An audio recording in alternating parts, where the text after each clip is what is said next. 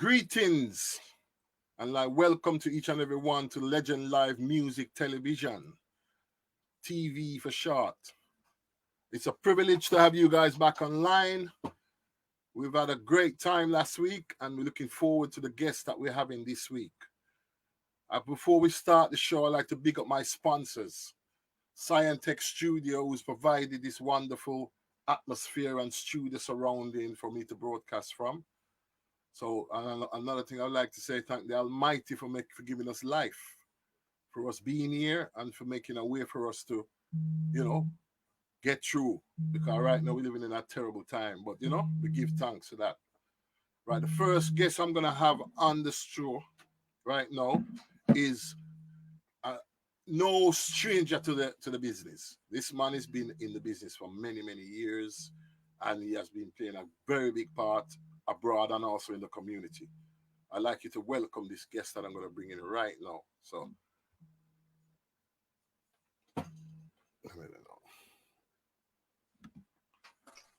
we have Amlak Tafari in the house. Bless up, Amlak. Trying to hear you, bro. Yeah. Come close. I want to hear you, man. I want to hear your voice. You sound like you're low. Going on there. All right. Yes, that sounds better now. So greetings, Amlak. Greetings to Legend Live Music TV. How are you, my brother? Oh, man, I want to try to sort this audio out, bro. Yeah, try to sort out yourself. It's happening. Yeah. Let me go. All right, media up. What's it up? That is Amlak for you, I try to get himself together.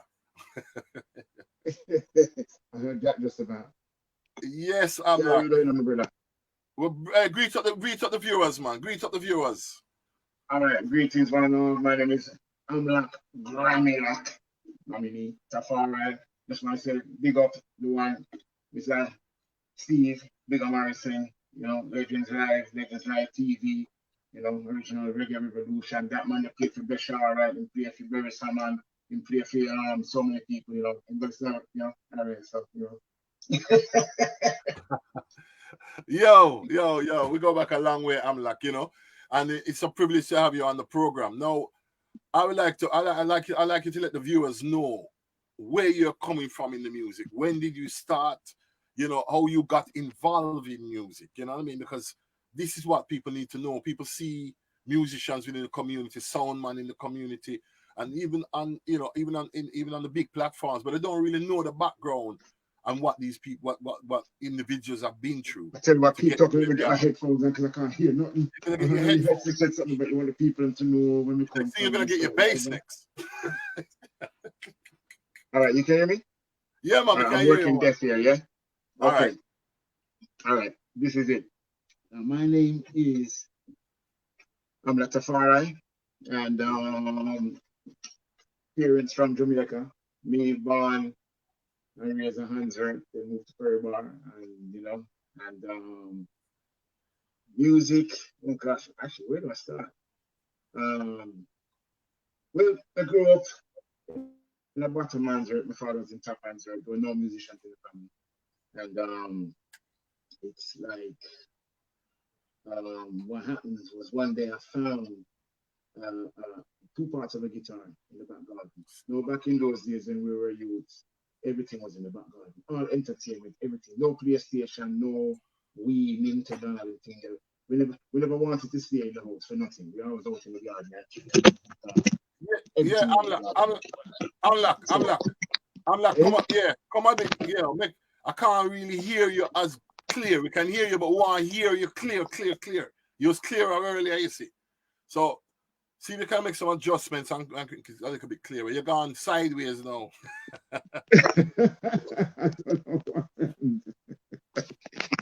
I just can't hear you, bro. Oh, I can hear you now. You can hear me now? Yeah, but you can't hear me. Barely can hear you. Anyway. All right, so you can hear me now, yeah? Yes, man.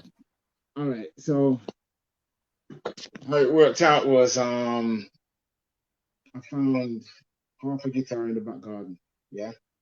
Then I found another half. And I don't know where these things come from because, like I was saying, everything in the back garden. Yo, whisper again, man.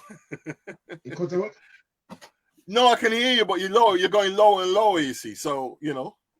I have no idea what it could be because I'm even like holding this thing right up to me. That's better. Any better? Yeah. Yeah. Okay. All right. Yeah. Yeah. So So when did you start in the business? How did you start in the business, in the music business? How did you, get, well what in the what started you? business, What was your first experience that led you to my music? first experience. But first, I started playing music in the church.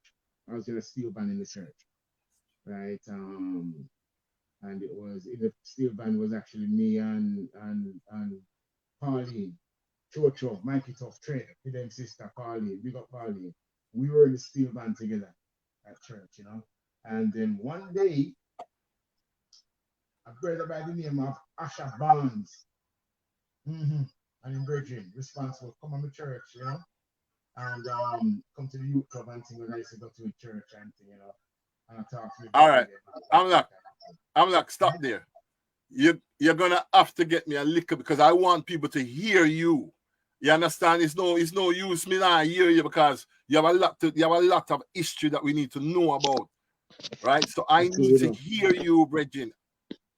I have no. I tell you what, right? It sounds I tell muffled. you It what. sounds, Let it me sounds try like signing muffled. again or something like that because it was clear before and it just disappeared. Is that possible?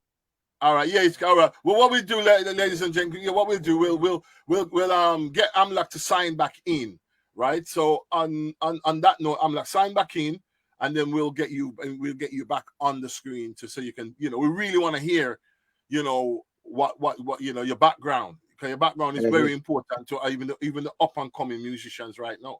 You know what I mean? It's important that we share this journey. So log out and log back in, and then All while right. while you're doing that, I'm gonna play some music in the background, and then once you come back in, we're nice. All right, All right. That sounds good to me. yeah, Just man. about it. All right. Cool. Then that's it. Then that's All it. right, bless up, bless up.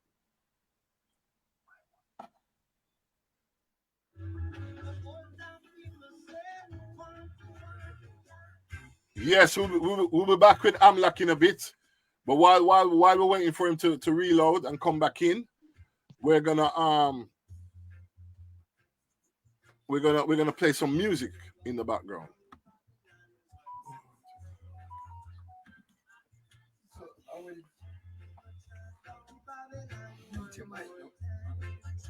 Yes, we got some viewers on the line. Rashid, enough respect, Rashid, for logging in.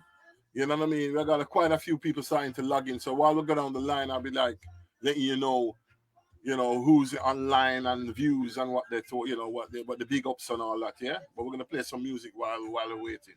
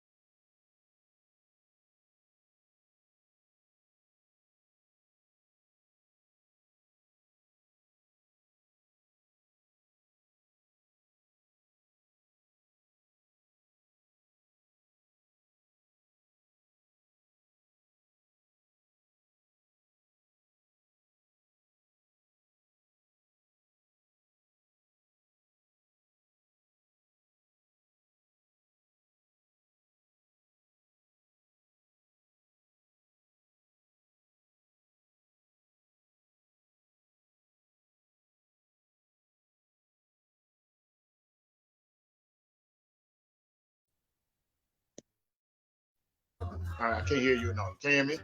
Amla Can you hear me? Tafari. We got Amla back in the house. You got me? Right, let me All hear right, you you. can hear me now? Eh?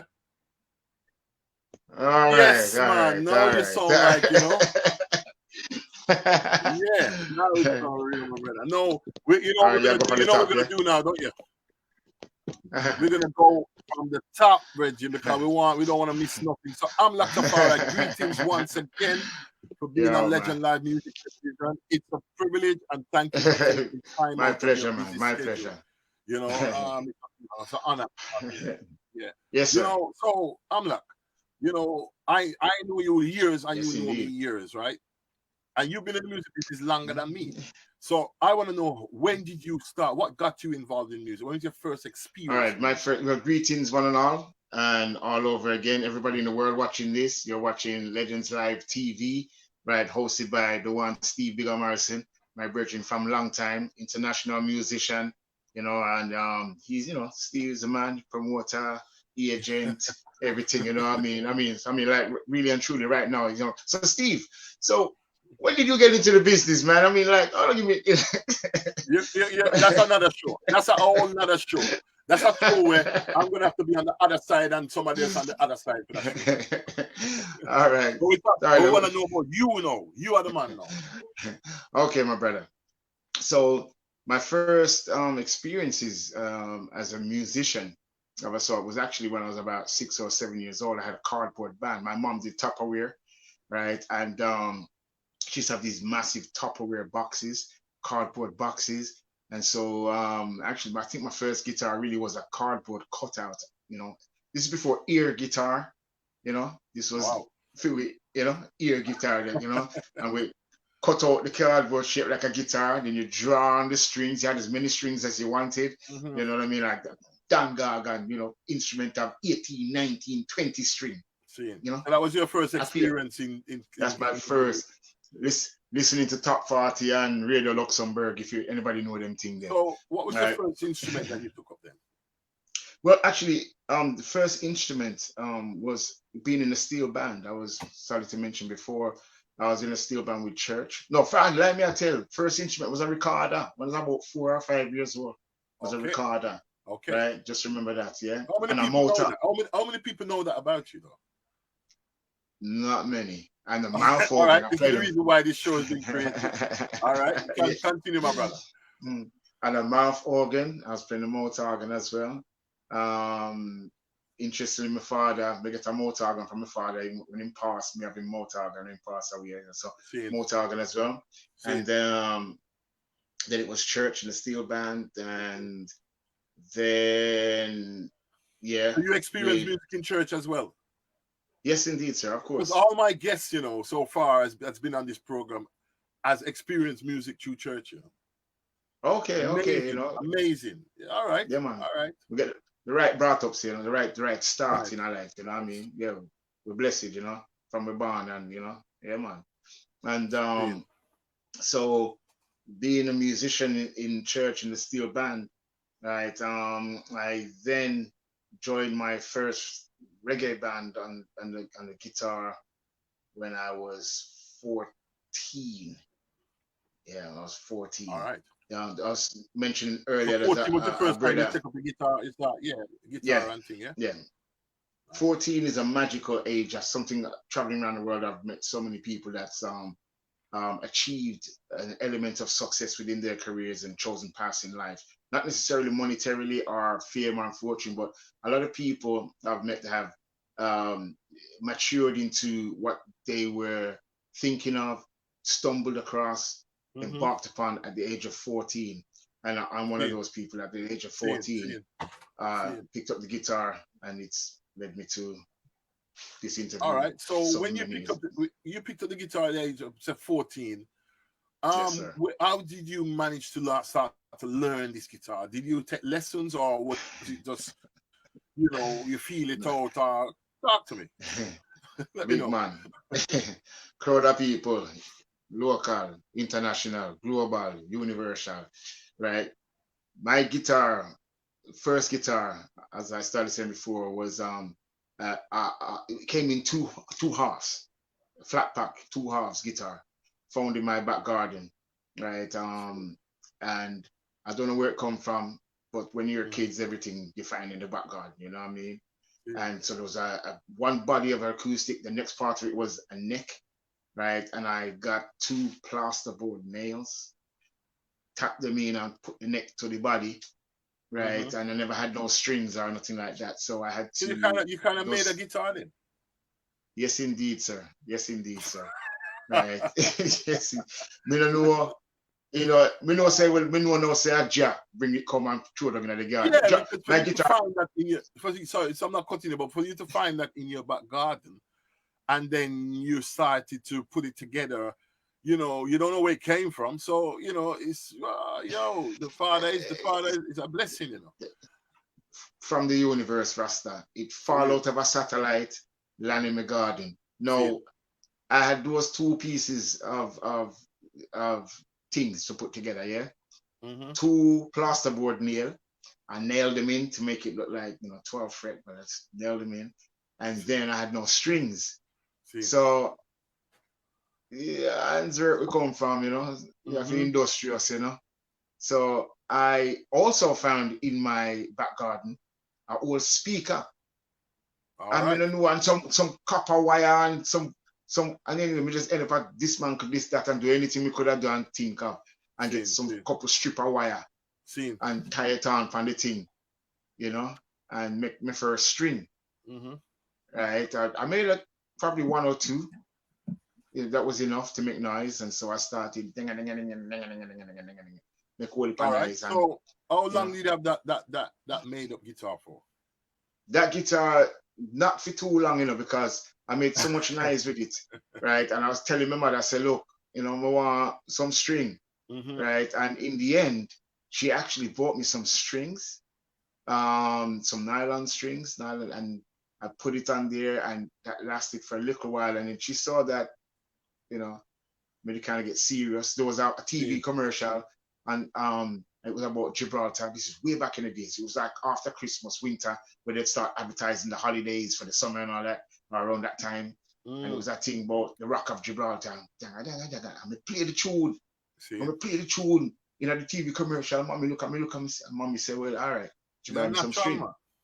Yeah, man, you think, well, I don't know about natural. I naturally I attracted to it, but I had to work, you know what I mean? Yeah, yeah. And you know, eventually when she saw that I was doing it, and then I wanted to join a band and stuff like that. Mm-hmm. My mom, God bless her, she took me to town, Birmingham City Centre, to a second-hand shop, which is no longer there, near where the train station now. And she bought me an electric guitar, right, a black one, for the princely sum of £27. And that's a long time ago, and I money that, you know. See. And I was able to join the chaps because I went to Holt School, big up, right? And the guys from my band went to Broadway School, and they Mm-hmm. they didn't really need another guitarist, but I was kind of friend with the drummer girlfriend, close to the drummer All girlfriend, right. that So you thing, get through that way So there. so me get a get a in, All So that right. we make three guitarists in a one band. We get a Okay. in, right? Okay. And Okay. So yeah, go on. Go on. so I mean, like I said, that when I had that guitar, Yeah. the band had a gig, the first ever gig, where I was able to join in as a sneak out of school, run down my Broadway, check the guys. So they had a gig at Upper Villa Road top there at the church on the corner, opposite Mm-hmm. front line, right? And it was a lunchtime gig, so I had to slide out of school, reach up there, meet the guys, ready to play the lunchtime thing. And we'd have to draw for a chair because I couldn't afford a guitar strap. So I needed to put my foot on the chair and rest the guitar up on my leg and just start chingy, chingy, chingy, chingy, chingy, Seeing. Start from there, sir. So all right. So after that, then, so when was your band experience then, or started to play with a group of people, or started to what was your first band experience? And so you learn you have the guitar and you start playing the Mm-hmm. guitar, and you start playing a tune on it. So that means things are moving. So when did you actually get into a band situation? When was your first time you got into that? Well, that was it, because I mean, that was it. That was my first gig. I was in a band. The band came from Broadway School with the name Pride and Joy at What that was the name of the time, band? right? Pride and Pride Joy. and Joy. Okay. And some people used to Okay, laugh and Pride say and it's Joy. like the name of a loaf of bread back in those days, right? Pride and Okay. Joy bread, you know what I mean? And See it. they can't remember who. Conrad Miles, right, was the singer. Asha Barnes was the singer, right? More before him did start the percussion and thing, See it. right? Barnes take me out of church. I am the All Rasta right. boy. They come out of church. And Big up, Asha. not yet Rasta boy. Yes, shall be. Yeah. And take me out that church. And make Okay. me know about no Comed, right? So All that right. was my first band at the That's school. the first band. No, after that band, what was the next band after that? What when you moved from there somewhere along the line, where did you move to? Well, after the school band, most of the guys we stayed together for a good amount of time, and a few changes. Brian Woolery came in, right? On keyboard and thing, and it was Alvin Grant back in the time as well. So then things had changed. And Delroy Foster, God rest him soul. Delroy Foster was the bass player. His cousins David and Carl, them would really show me guitar first. Them show me 2 chord. How I started with 2 chord. Yeah, Okay. big minor, little minor. Big major will come in like big minor and little major. And that's how we start off. And so the school band thing moved on to working with junior English. Same configuration of guys. And then we were back in junior English, and we started working. Was it under the same name? Yes. Okay. But by that time the band name Amlak Worldwide, which is how people call me. That's what I'm saying. That's why I'm asking you this, because we're going from the school band, which had a name, but when did the name change to the next name? The name change. It was actually, and Barnes can correct me, right? It was, we used to rehearse up Whitehead Road in the shed. We come from shed and cellar and front room, Whenever I rehearsal place, them things at them time, they couldn't afford those things. Right? Early days. And then one of the girls, I think it was one of the girls, I'm sure it was Patsy, who was in the group at that time. Okay. Right? She was talking, and she said something like Amalek. I think she was talking about like the city of Amalek. And then it turned from Amalek, and then it come to Amlak, and then it was Amlak Worldwide. We even had a big flag. I shall be remember the flag. So the band that's when the band changed to Amlak. Yeah, it changed, and we were still at school at that time. Okay. Right. In fact, Sandy Joseph, big up yourself, Sandy. Sandy was one of the singers back in the earlier time as well. Right. And it changed to Amlak that time. Then it continued, and different members step off and different things and such forth. And that aggregate that set of musicians, we then went on to start backing artists like Junior English, and then there were more changes as time went by. Then we started working with Ija Man. Okay, so Ija Man Levi. All right. So, and what year was that? Whew. My goodness. Ija Man, let me see. That would have been about when 17, 18, 1965, 75, about 75. Yes, 75 was definitely working with Ija Man at that time. So it's about 74, 75. Definitely 75, 74, 75. Right? Yeah, because I had a little bit of experience working at Ija Man, which you know about as well. Yes, you did. I'm checking when, but you guys was there before me. Seen. Sure. Unless yeah. No, we was there before you. Yes. Yeah, because it's later on when they bring in Hans and things, because back in that time. Yes. Right. Okay. It was Marley was on the guitar, Stephen Marley, right? And that man plays so beautifully. He covered the work of backing vocals. He covered the work of Hans. He covered the work of everything. Right. He's a very good guitarist. He plays with a lot of feel. Oh my gosh, my goodness. So okay, then So Ija Man, you done a little stretch with Ija Man as well. Then about 8 years. 8 years worth. Well, a good stretch. Oh yeah.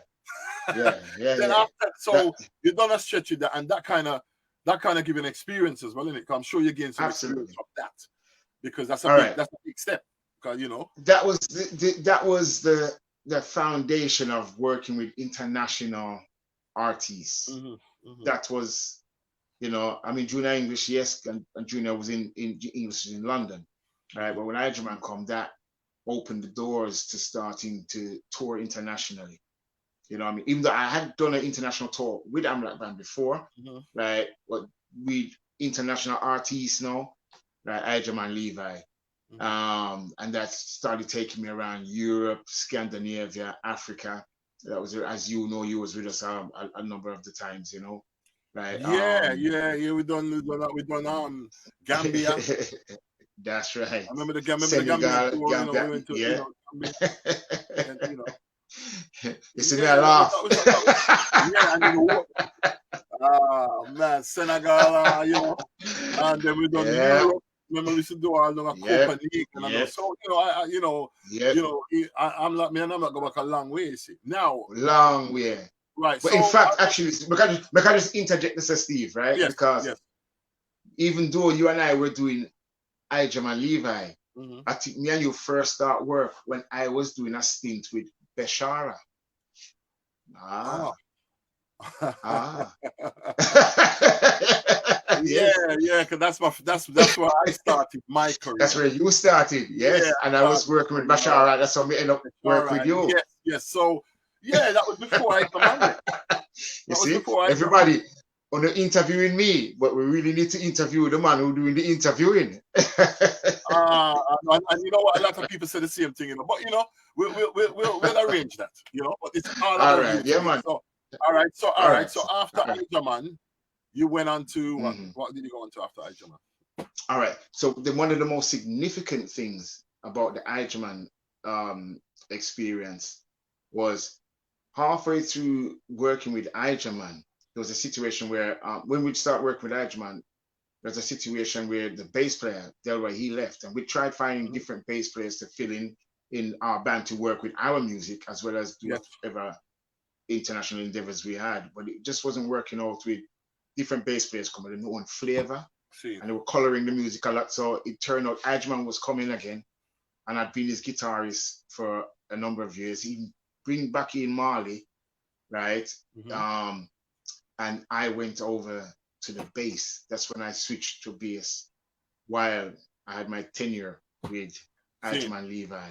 Okay. And that was the most significant thing that happened hmm because not only did I have to, Ajman was flying in, he had a show in Paris. hmm I'd only been playing the bass for like 2 weeks. My big brother had a bass guitar, so me take it on me, try if he handle it, big, Yeah. thick strings and heavy thing. So I've been trying to mess around with it, trying to get kind of ready. Ajman come in with Big Youth, Mm, okay. Ajman stuff on the bass. And We got a little bit of freezing with Amlak at the moment. see you Amlak? still. Yeah. You just freezed up. You come in. You're freezing. You're freezing in and out. I'll go on this. All right, carry on. Happened as and rush out to Paris. I think we rehearsed from 11 till 5 in the morning. Then we were out. I remember. I That was remember the those stress. rehearsals. Oh my I god. remember the rehearsal. You talk about 11 till 5. Yeah. It was like 1 o'clock in the morning. We're going to Oh, rehearsal, getting gosh. setting up. Yeah. Remember them And time there, all them because it thing was there. like it wasn't no long 4 or 5 2 week rehearsal. It was like 2 days and then really. So we had to, man was learning everything in a short space of time. I remember that. So when you mentioned that, Everything. that just triggered the memory. Okay, so Everything one time. all right. So after Ijaman, after the Mm. Ijaman experience, yeah, where did you go after that? Where, because I know a lot of things about you, but I need to know more, and I need people to know. So you need to tell me, Yeah. where did you go after Ijaman? What was your next progressive move? After Jaman, I think the next move then was Pat Top. The next significant move right, was Pato Banton. Yes, I remember. Yes, okay. Because I was And part of there you were again.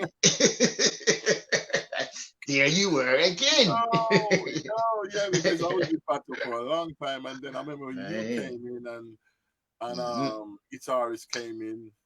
But hold on then. I just said guitar. Do you remember? I joined Pato in 1989, right? Okay. First Yes. as a guitarist, not as a bass player. You remember All that? right. Yes. I came in first as a Okay. guitarist. Yes. At that Yes. time, Yes.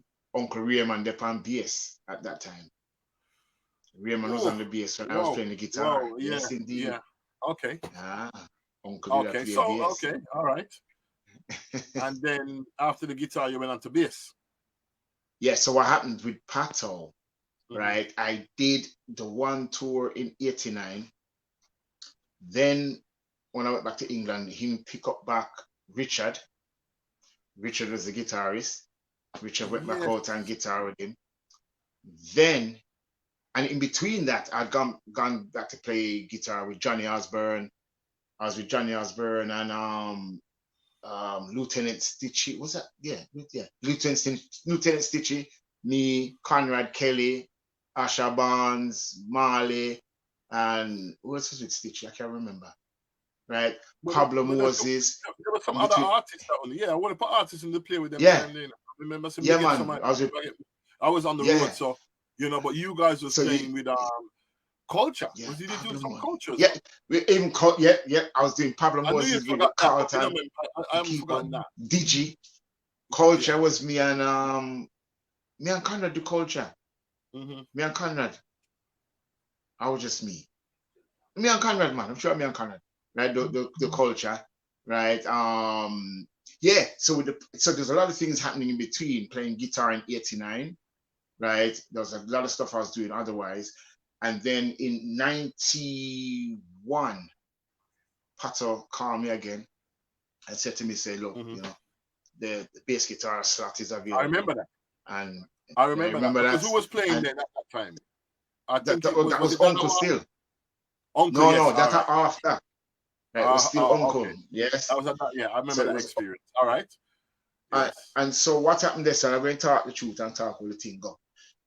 Right. In our business, sometimes we don't find too much integrity and such forth and thing. Right. But the way me come up in the thing and the man them will come before me and show certain, things. So like when he called me to say, yo man, you have a job for you know, and it's from the instrument where you don't know what you want to do. You have the bass job.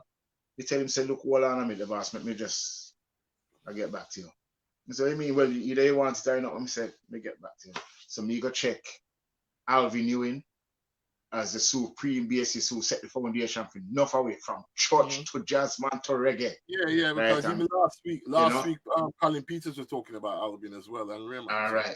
And you see, Alvin, me grew up on Mayfield Road, Waterman's Earth, and Alvin Ewing grew exactly across the road from me. When me there Cub Scout, Alvin Ewing there Scout. Me a Cub, him a Scout. That time, before we got one eye bass, One Eye Barrington. Me and One Eye Barrington garden meet. So me get my first guitar, One Eye Barrington, they out there, you know what I mean? So the whole we grew up.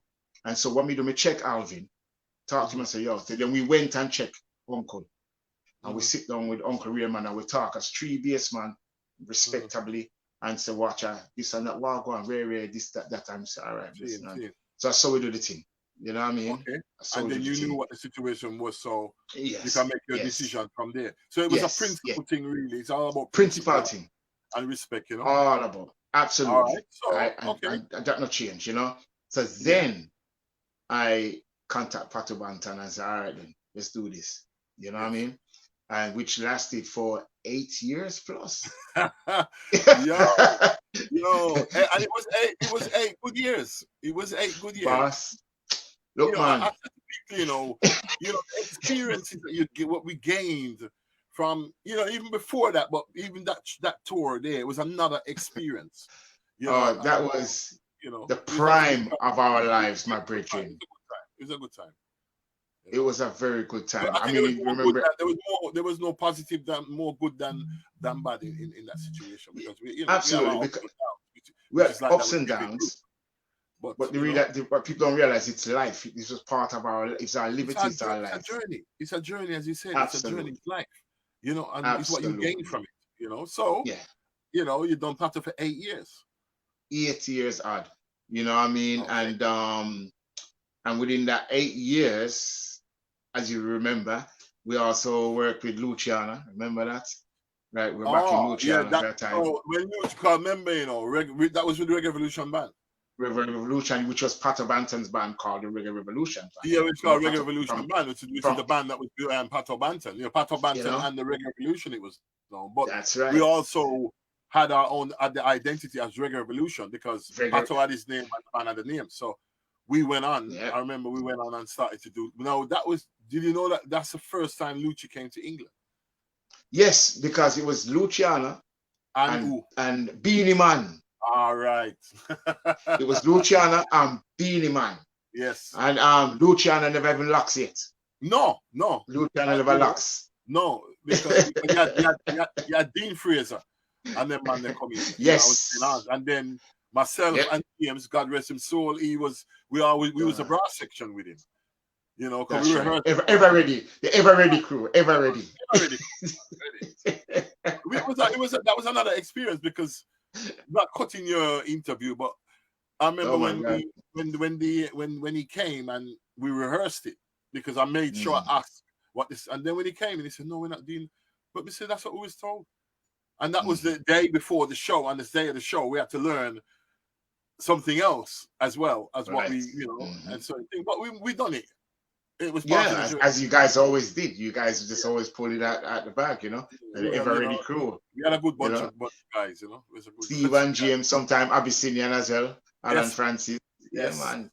Ever ready crew. Okay. What you guys back everybody. You guys did Steel Pulse, this, that. It's all documented. It's on YouTube. If anybody don't believe me, I don't believe Steve. With a pan telly, with a pan phone, with a pan iPad, with a pan. Before you go any further, we have another guest coming on right now that's gonna be right beside you, and I'm gonna let him in. No, he's a veteran in the business. We're gonna talk to him, but you know him too, right? I like to welcome the great Jacko Melody. Bless up, Jacko. Whoa. Where I say? Turn down your music, turn down your thing in the background. I'm hearing some background noise. If you can turn, talk now. Let me hear you. Yo. All right, bless up, man. Bless up. At the moment, enough. I like to say greetings, Black Jacko, to Legend Live Music Television. And it's an honor to have you on the station, my brother. Right, at the moment, it's a pleasure being here. Thank you for having us. Thank you, no problem. We're talking to Amlak at the moment, which you know him as well. You know what I mean? Yes, I. What about Amlak? James, boss. Master Amlak. When you give the people in the history, then you can give them the little history with me and you and Hooligan and Gittins. All right. I tell you what. I'll leave that one to you. All right. I'll leave that to All right. Let's continue with Amlak's interview, yeah? All right. Carry on, Amlak. Yeah. Yes, man. Right. We're ready to start talking. No. No. You continue. We'll get to Jacko. All right. Right? Very soon. Right, Amlak. So we're talking about we got to the Luciano and the Beanie Man. Okay, that's right. So we used to back on all that, you know. So right. After that stretch, right? Is there anything else you wanted to add to that stretch? Yeah. You might have to put on your headphone or something. There's an echo. There's a loop going on. Jacko, you need to turn on your phone or turn on something. You need to turn on, brother. If we turn it down, we can't hear you. All right, we can't hear you now. That's better. All right. So within the Luciano time, right, which was fantastic, you know what I mean? That was an amazing time because what pleased me, I really did love Luciano music, you know, still do. It was a pleasure and a privilege to be playing some of those songs that you hear on the radio all the while and thing, you know, right? And Luciano conscious and things. So that was just a great experience. Likewise with all the other, every artist is a great experience. Right? But so we select this Luciana, Barry's Hammond was like phenomenal those times. And Mr. Barry's made a rebel salute this year, right? Before I could even get off the stage. A man shouted to me, "Yes, man." He said, "Barry Salmon call you." All right, Mr. Hammond, you know what I mean? Right. Okay. So forming those relationships from those times and which last until right now. Or at the same time, as we said right now, me feel just something bigger. Bless up to Dalton Brownie. Yes. Right. Dalton had his operation, and the operation, I think it's been successful so far. So big up Dalton Brownie. I see my rebel salute. Yeah, man, big up. Right, and may Almighty continue bless you and keep you, Yeah, man, Dalton Brownie. If you don't know Dalton Brownie, research, man, because Brownie from the Brownie family, man, you know what I mean? Man there. Yeah. You probably see Dalton with Freddie McGregor all of these years. Yeah, right? Man, you don't need Freddie. I'm always there with Freddie. Nah, man. You know what I mean? Right. Yes. So all right. So let's continue with your because as you know, we're gonna try and get you it in a we're gonna compress it. Yeah. Okay. All right. So then Luciana, Patabantan, those days. I know there's some people I'm missing. I can't remember all them.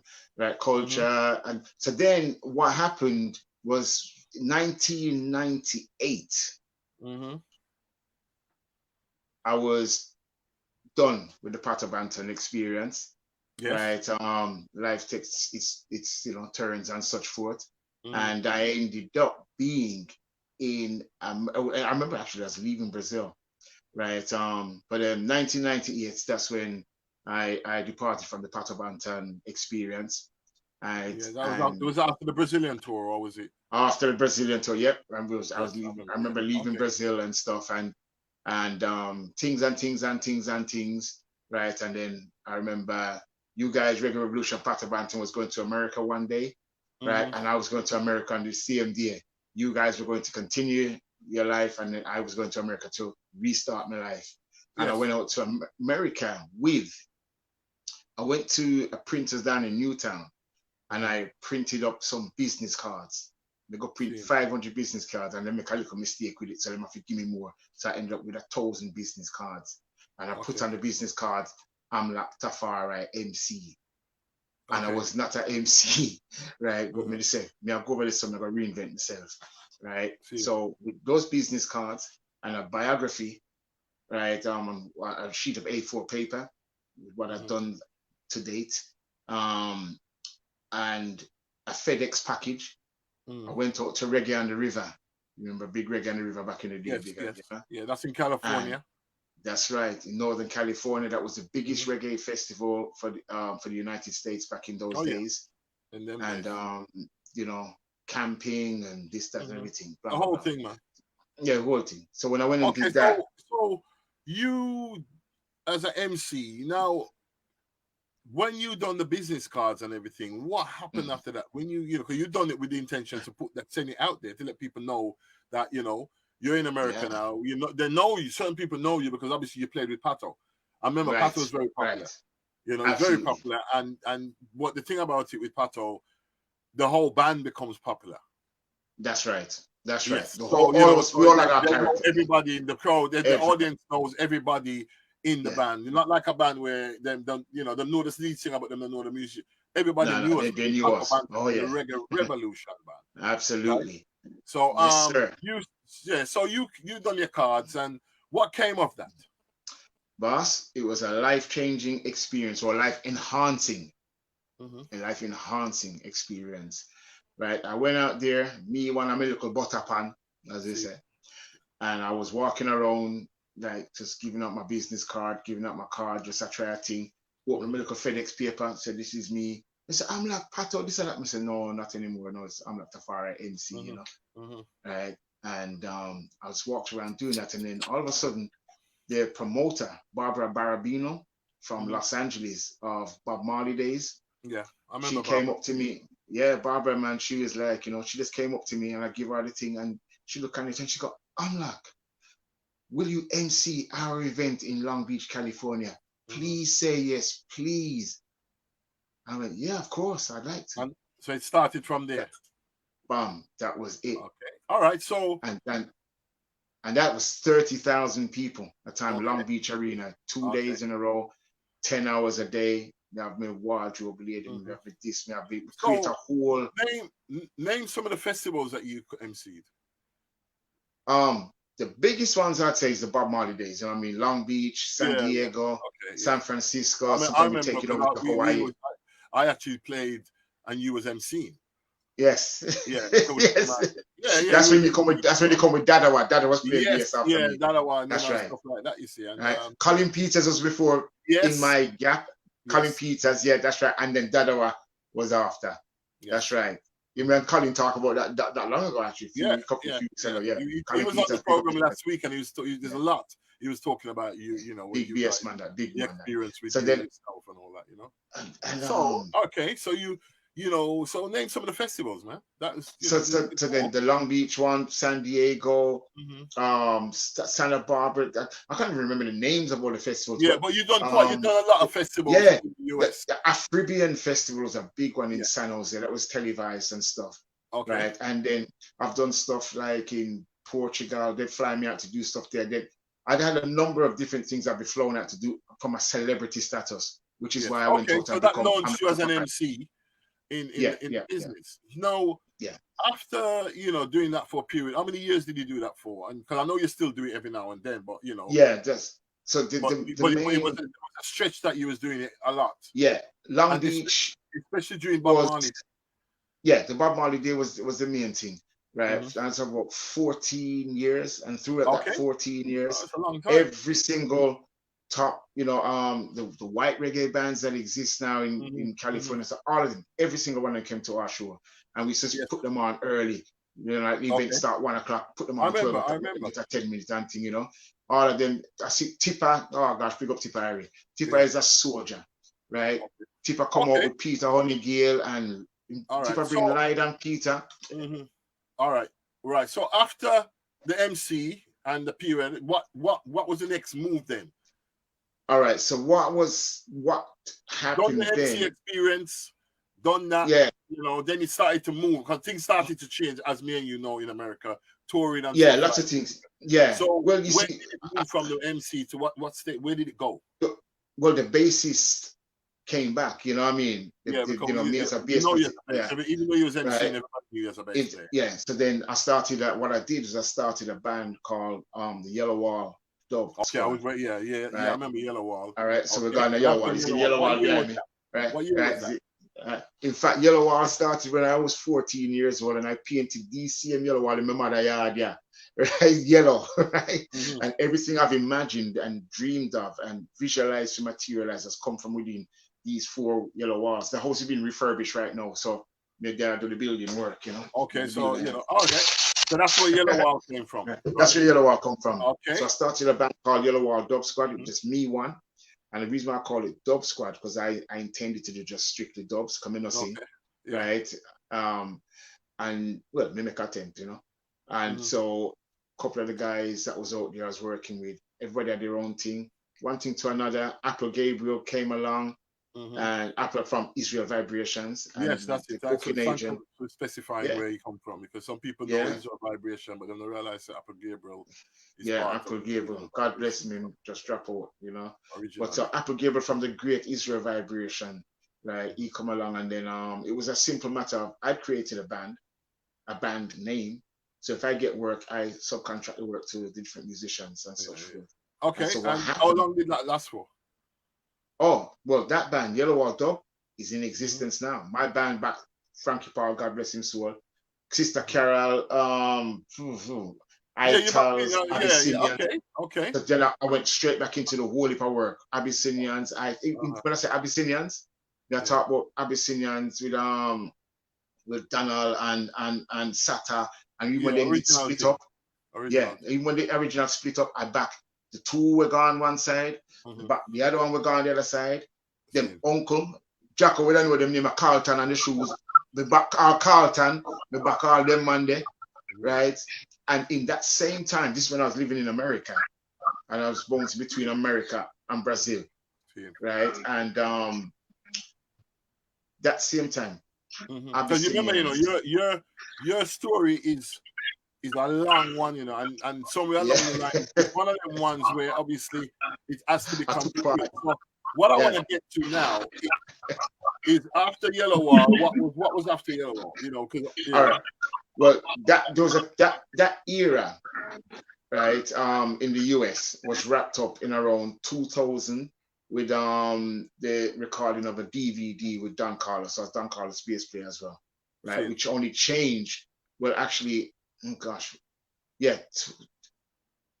Actually, 9/11 changed everything for me because I was working with Don, right? And then I was going down to Brazil, right? Because I was bouncing between Brazil and California. So I live out there, I make it two sides. Wailing Souls, I work with everybody I work with. Yeah. Right. Yeah. So I was going down to a few artists, yeah.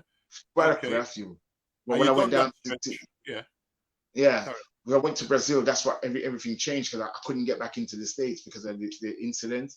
Yeah. So then when I finally did get back into the States, I did some touring, this and that and that, and then I decided that I needed to get back to England because I wanted to go to school. I wanted to go do a bachelor's, do a master's.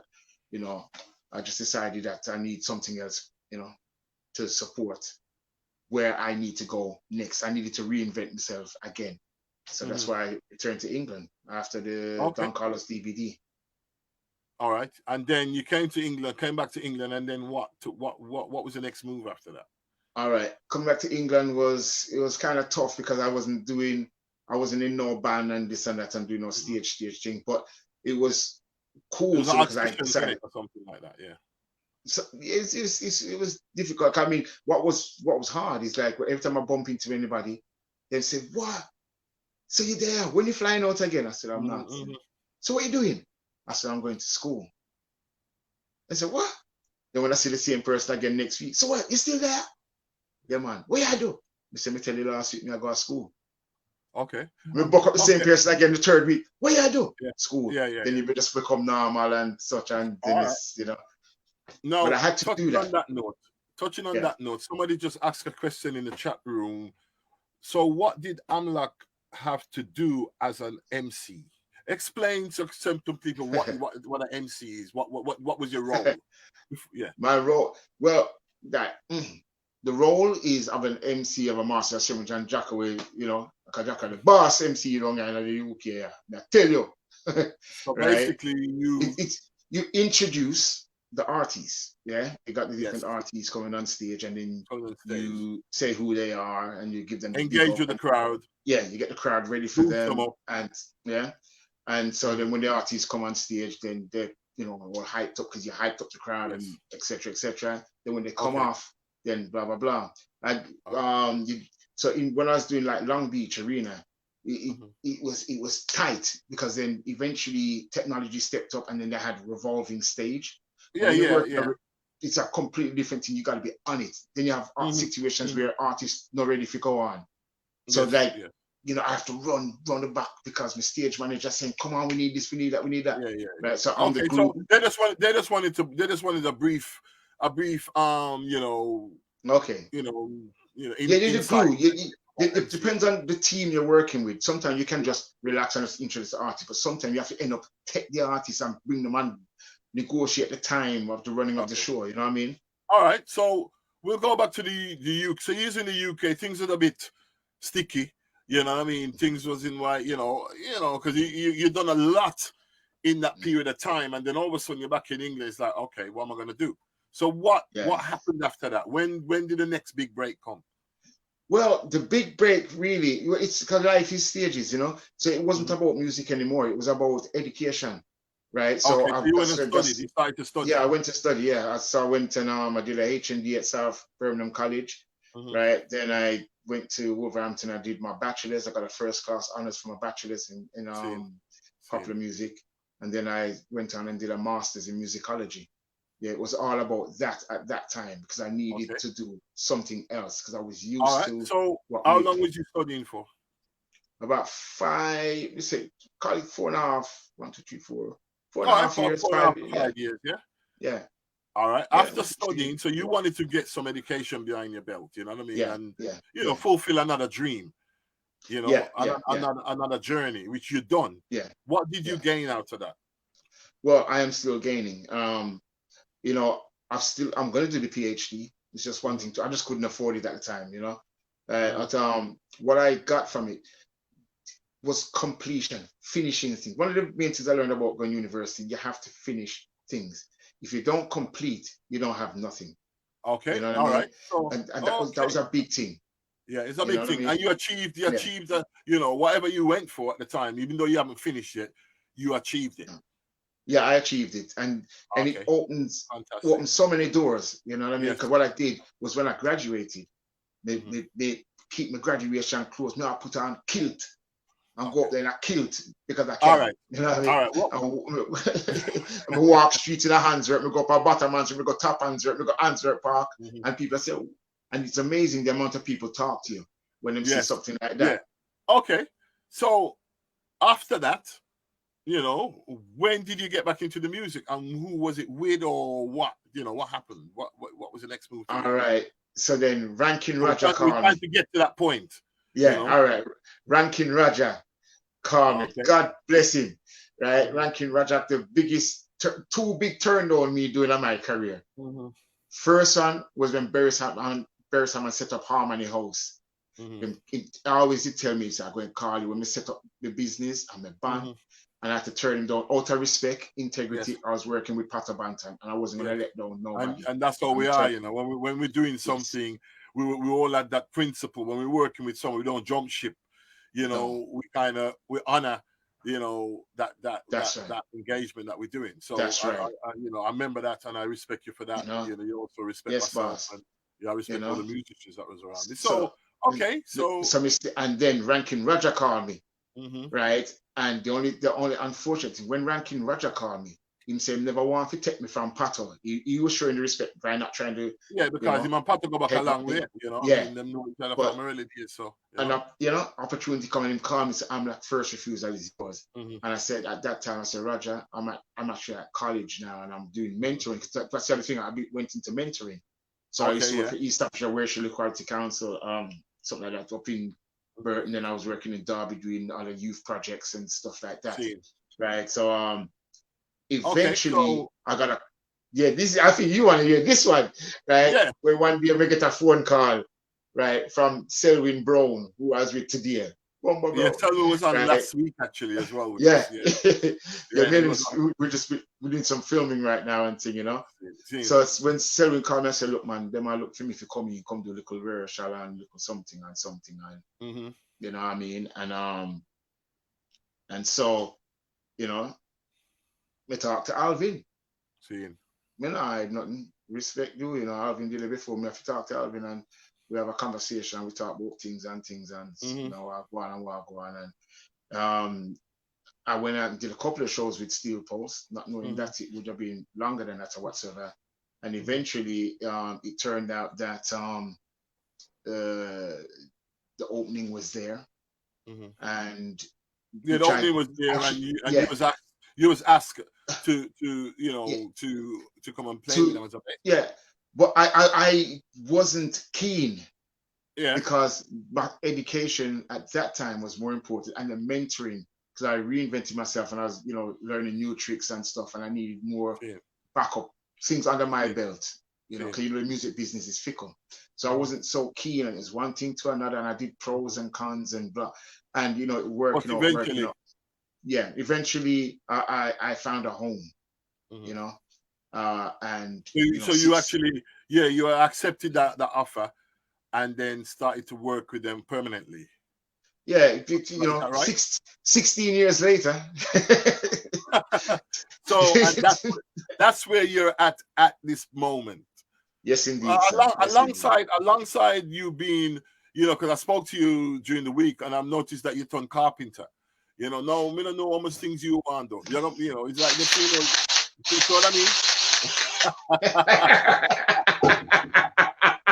You know what I mean? So now at this time, that's where your journey is at the moment. Is with it's with Steel Pulse. I mean, and it's been a wonderful. I gotta say, it's been a wonderful journey. You know, it's taken me to other places. Funny, David Hines, I hope you're watching. David Hines used to say, "Have you ever been to this place before?" And I'm like, "Yeah." And then we go another country. Go, "You ever go to this country before?" Go, "Yeah." And one of them wanna quiz me for about 3 years, right? Every time we go somewhere. And eventually one day we went somewhere, he said, "Have you ever been here before?" I said, "No." Go, Steel Pulse taking you places. I'm like, "Oh, whatever." Big up David Hines, big up Steel Pulse Massive and Steel Pulse fans and everybody, you know. So okay, that's so carry on. yeah, man, no, but as I said, that is it's That's been where a you're great at. journey. Yes, indeed, sir. Right. As now, well as with myself, Yellow Wall, you know. Yes. Now, Amlak, your journey, there's a lot more to Amlak. I'm letting the viewers know there's a lot more to Amlak. We got some. I'm just gonna have a quick look in before we get to the next guest. Yeah, me fret, you know.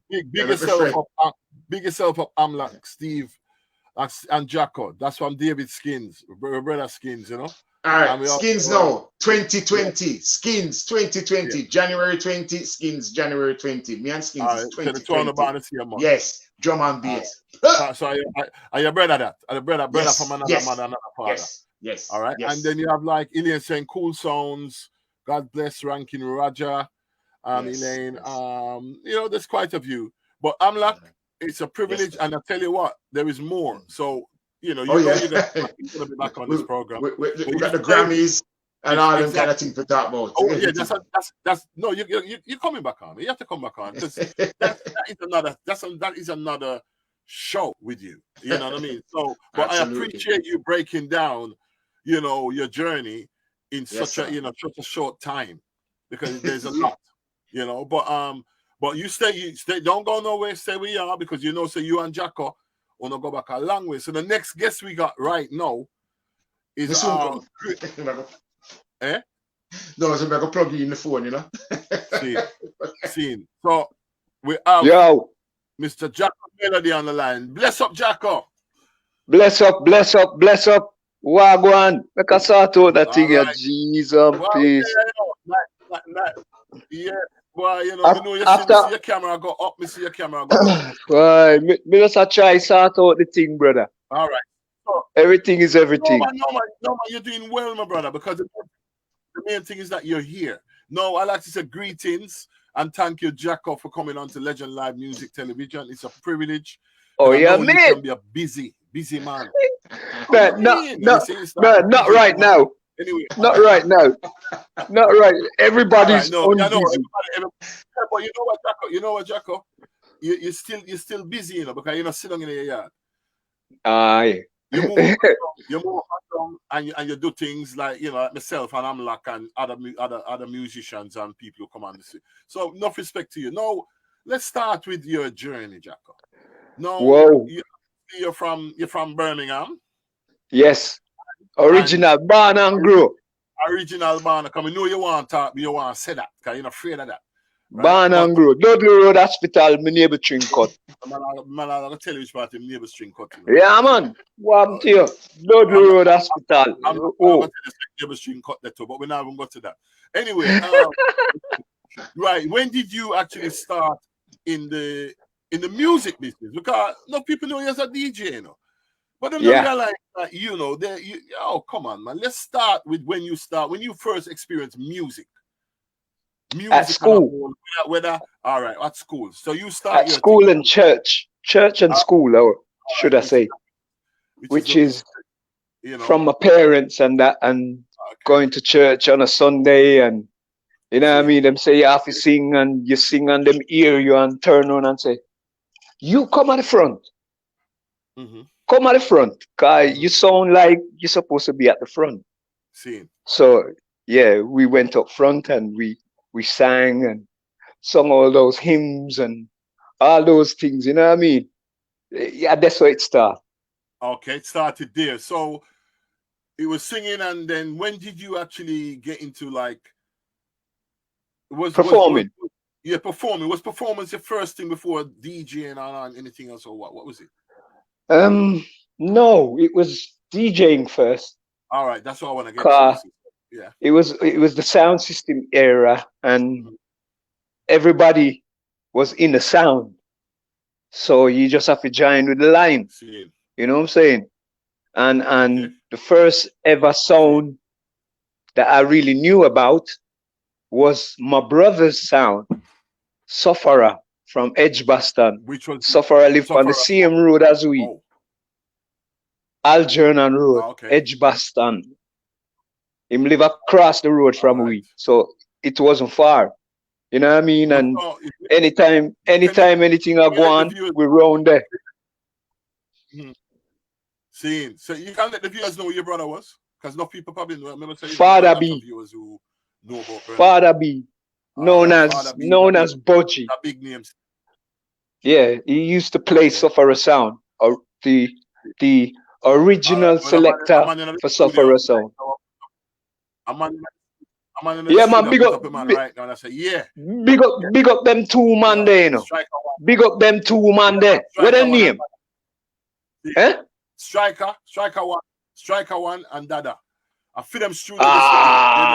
Striker one and Dada. They are the people. Yeah, they are the people that make me there right now. Cause we did I try for days to get the stream and me couldn't get it, and me I try everything, me press everything. Yo, I press till I phone. Me ready for mash up the phone, you know, brother.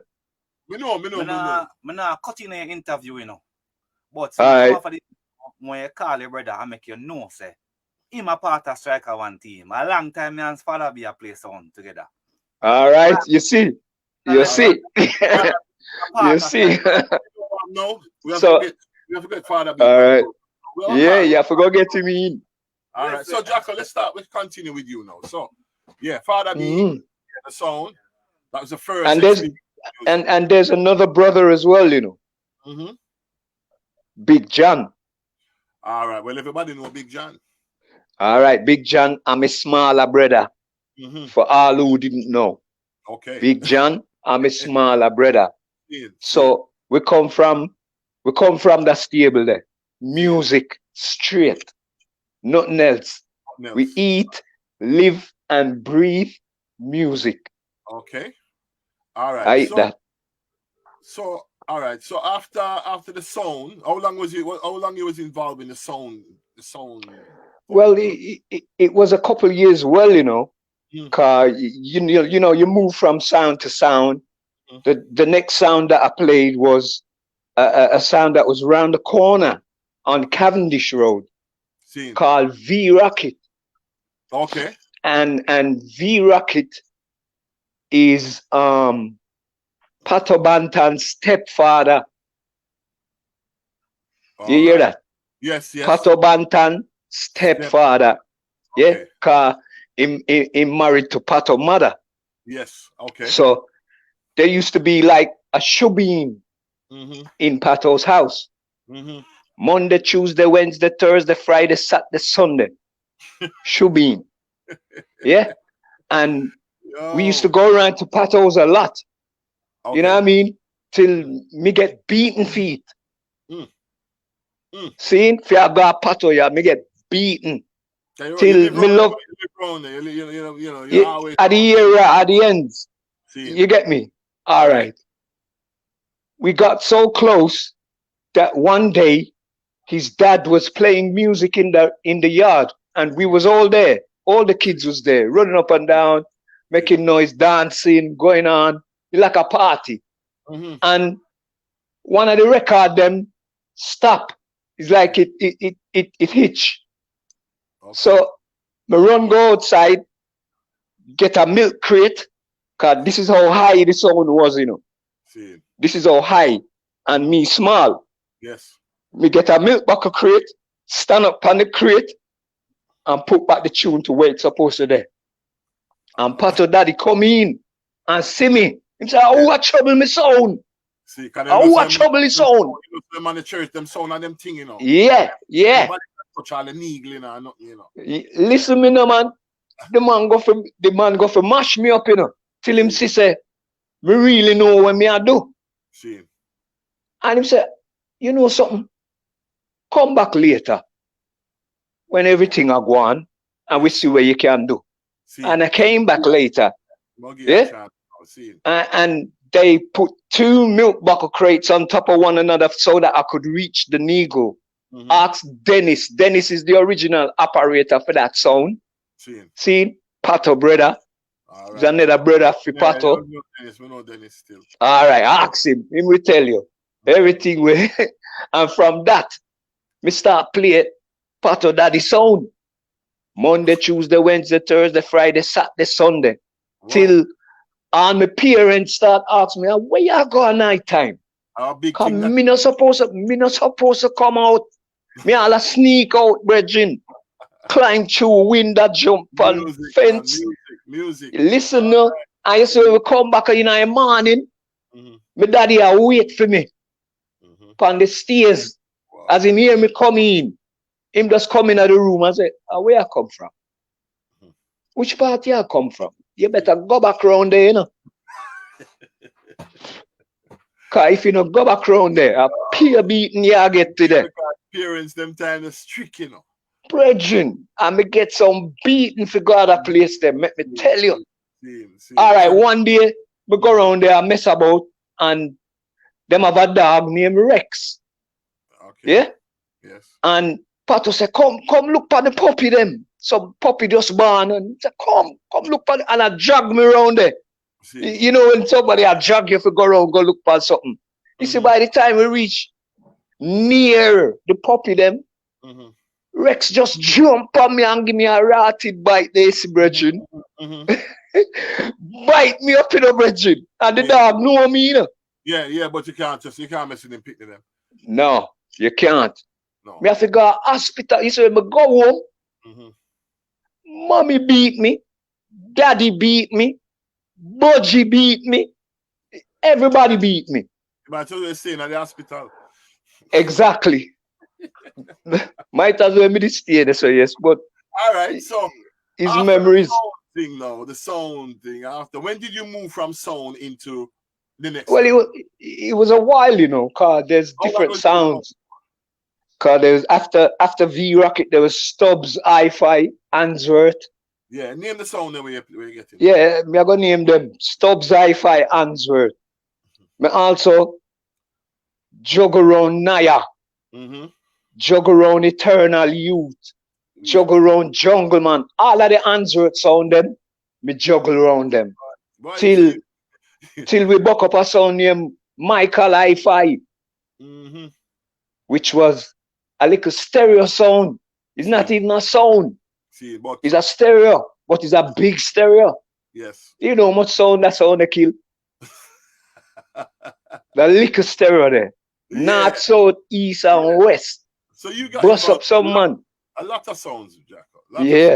Yeah. Al Quaker, Sir Christopher, Mafia Tone, name them, Matador, Bismarck, all of them, brethren. Because from you hear music I play and you love the vibes, you have to go say something. You're there, man. You're there. Okay. So that's even some of the sounds. I want to put other sounds, right? But after sound, where did you go? Well, one day I was coming from my mom's, leaving my mom's yard, walking on Dudley Road, and walking up to Cecil Morris's record shop, which is on Dudley Road. And me hear some tune a beat. I said, where this music I come from? So me going at the shop. Because Cecil know me, because I come in there regular. So what me out? I said, where's the music coming from? He said, downstairs. I said, me can't go down there. He said, go on now. And me go down there. When me go down there, is a banner play. But them don't have no singer. All right. So the banner play, and I said, yo, this music sounds all right, fam. You know what I mean? I'm there rocking, and them I look at me and I say, who this youth here? So vibes. Neville Whittingham, who is a brother named Pato as well. Neville looked at me and said, what we are doing here? I said, me just listen to music and me hear the music from outside. So, you know, me's a music head. So me come see what I go on. But me's a singer. He say, you can't sing? I say, yeah. He say, you sure? I say, give me a rhythm. And then play a rhythm. I'm start saying, Virgin, and start going. The man them say, come back tomorrow, 7 o'clock. We have a meeting. All right, cool. We come back 7 o'clock the next day. The man them say, you're in at the group. You're in at the group. Wow. Start learn them song, yeah. So you're gone from, so you're gone from sound to band. To group. Yeah. To group. Straight. And me never left the sound thing, you know. Me never leave the sound thing.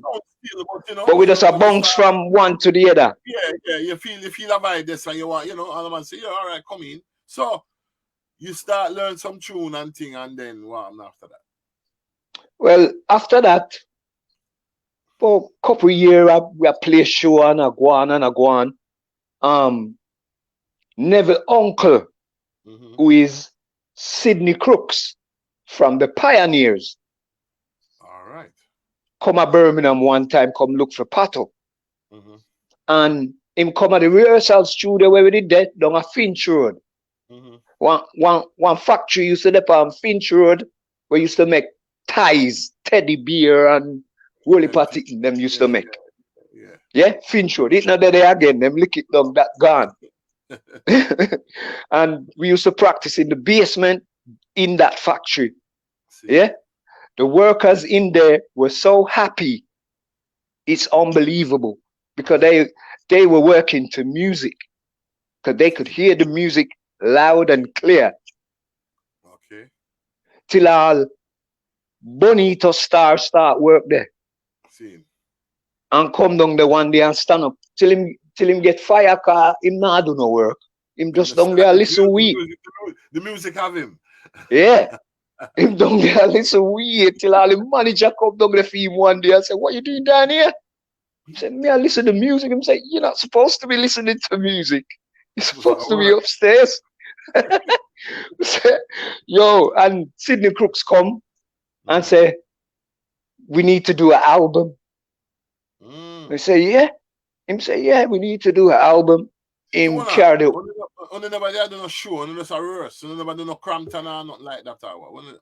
Not really. It's just some outer town shows, like some far out places, blood. Some places where me going to England, me never know so them there in England. Yeah, but you know was doing shows then. Yeah, we was doing some shows, but it wasn't around Handsworth. All right, around Handsworth. Where in Handsworth you played? Where? We played a big show with Culture.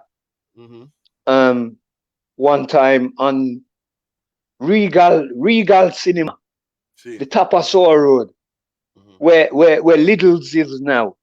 There's a Lidl there now. Yes. Opposite Oakland's. Yes. Culture, Eclipse, Sanja Loban, Coxon, and a Birmingham sound was playing. Yeah, big show. Okay. But we never really played no small shows in Birmingham to say that. Oh, so you never really do like the ground. No, not really. No, yeah, we was and get opportunity for some because we was playing 100 Club London, them places. You know what I mean? With the management that we got, and Sydney was working with it, and he brought us to London for 2 weeks. I've stayed in a house in Kensington. Yeah, 2 weeks. Yeah. This house, you see from the outside, you just say it derelict. Where you see when you go inside, wow, room for kill you. Yes. It was so big. You can't forget that. And we recorded the Eclipse album, Eclipsed, at the Strand Studio. Okay. Big studio. In the Strand. Big studio. Yeah, massive place. And we did that within a week. We were finished. Wow. Till Sydney come and said, well, me still have a week left in the studio, and so I have to do something. See. So he brought some rhythms, and I went and sang some tunes. Till this day, I don't know what happened to them. Seeing. Okay, But the album came out on So you done the BAL. album, and the album came out. Who released the Yeah. album? Was it you had a label behind you, or It was a label that Sydney was behind or something. okay? BAL, So BAL, BAL Records. Okay.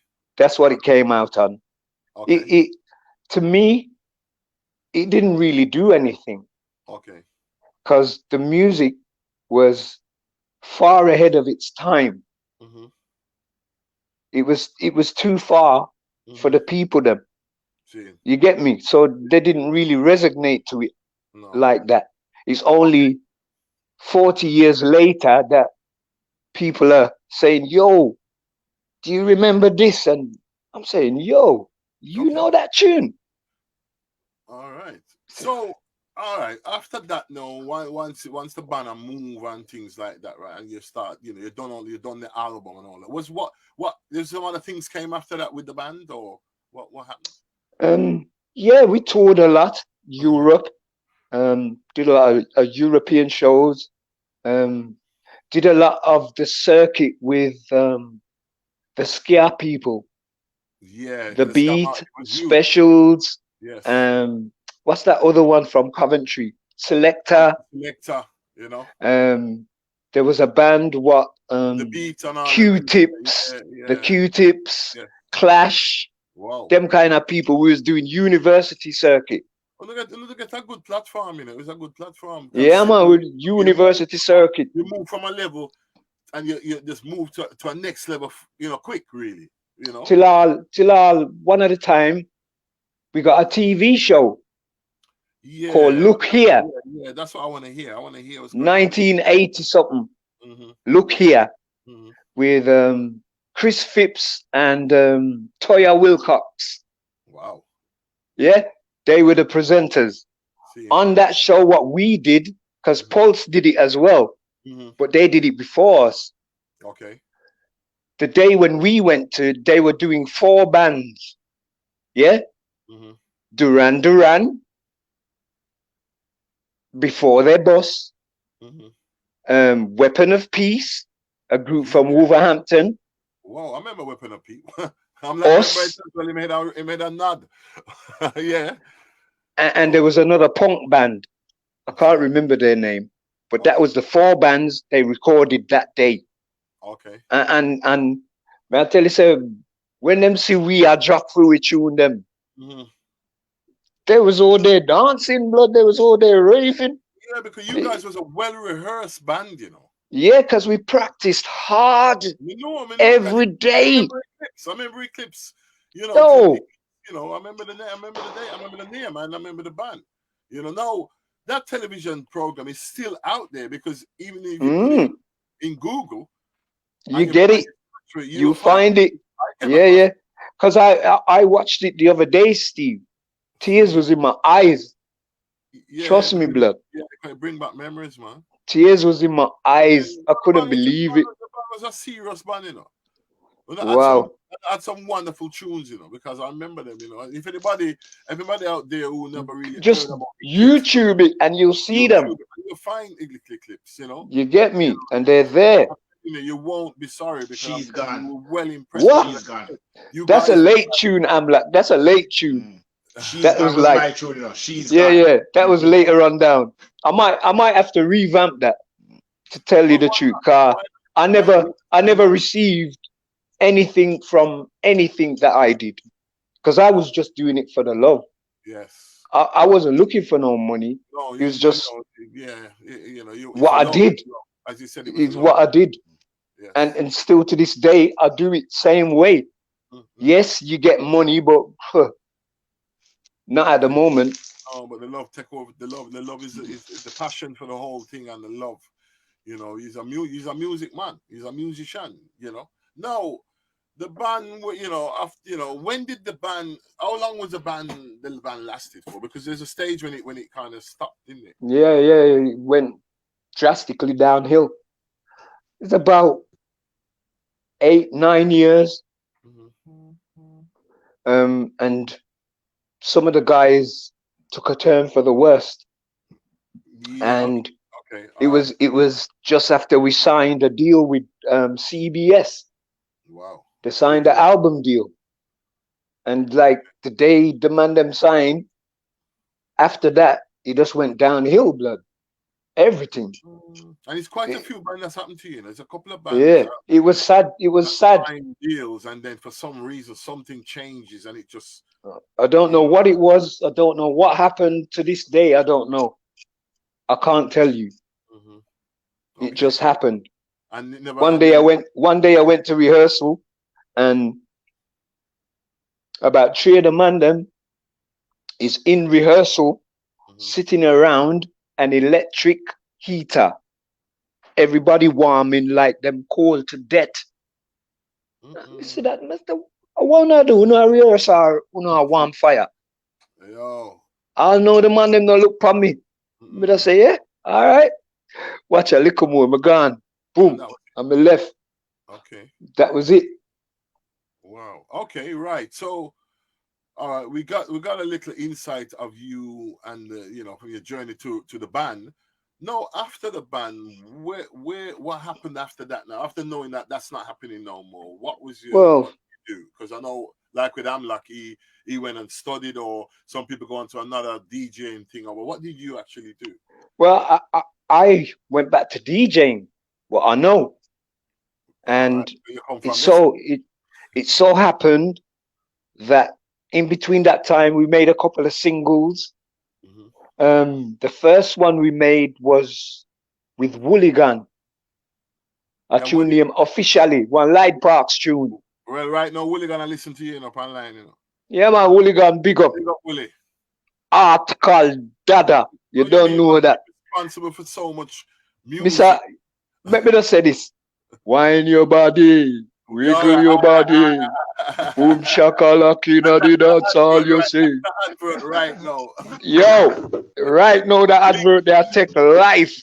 Yo, right now, I should have done some backing vocals on there. It would have been nice. Yeah, you can get a little thing I mean, big up Apache, when there? When there? Come out to the, but the man there up and Watch all Amlak play. Yeah. I tell you, big up Father Wooligan. Yeah, Wooligan. Because we did a lot of work with Wooligan as well. You see me? Because he used to have a place down Perry Bar. Okay. Called the Center. Where all the youths used to go, and you know what I mean, like a youth center. Yeah. But he had a studio in there. A little studio. And we was in there billing tunes. Even before that, there was a place on Hampstead Road, Delcas. Yeah. Where what year was that? What year was that? I can't remember, blood. You're asking miracles, mate. I don't know. I don't know. Willie, what year was that, Willie? May I ask Willie, because Willie is online right now. Yeah, Delcas Studio, Hampstead Road. By the roundabout. I guess you do officially. So you do officially. What about Secret Affair? Secret Affair, where you do that? Whoa, remember that was a weekend. That was done in Birmingham City Centre. The studio ain't there no more. It's not there no more. What, Diamond? Queensway. Opposite Top Rank? Yes. No, it wasn't there. It was like you're coming from Newtown, going into town. Oh, okay. On the left hand side, FSR. Yeah, on the left hand side. Yeah, down there. Turn left over. Yeah, man, yeah, down there. It's the Bondong. Yeah, Bondong. Yeah. In there, that's what we done, and we done that for Cecil Morris. That's right. That's another history. Cecil and Bashara was there the day. Yes. Yeah. And they did that song. I never knew of a love like this. Yes. I never heard of a love like this. That tune, more I lick back that tune there in the scheme. Why not? Why not? I swear, me love that song there. Me ready, Jacob. Alright. Me love that song there. That song there. Bad. Big up Raymond. Rest in peace, brother. Rest in peace, brother. Yo. Raymond was my brethren. Trust me. Raymond was my brethren. Shano, you just bring back some memories, you know, Steve. I swear. Well, will you just say Derek Anderson? Yeah, see it there. And it's a Frank studio. All right. Willie got same first studio was in Erdington. Okay, me don't know about that one there. So Willie, you know what? That's another program. He might figure come in the too. Come talk to the yeah. Big time down a Willigan, down a center. Yeah, man. Jacko, remember Christmas time when we do the recordings and Willigan still talk about it now. Remember? We sleep in at the studio, brethren, when we come out at daylight. Yeah, remember? And when we go in there, it was night. And we feed on dumpling. Dumpling alone and pops. Yes. Oh, I'm too no. Oh, no, hard life. And if a man come with a buckle of Lucas head, he's a rich man. That it's a done thing. It's done. What to you? All right, so you know what? You just stir up something, you know. You stir up a whole thing right now. Which is, you know what? This is reason why this platform is here, you know, because you know it's nice to go back and listen and check out some of the, you know, some of the history, you know, and some of what our comfort, because we're coming from a long way, and it's very important that you know even the next generation know. Know what go on.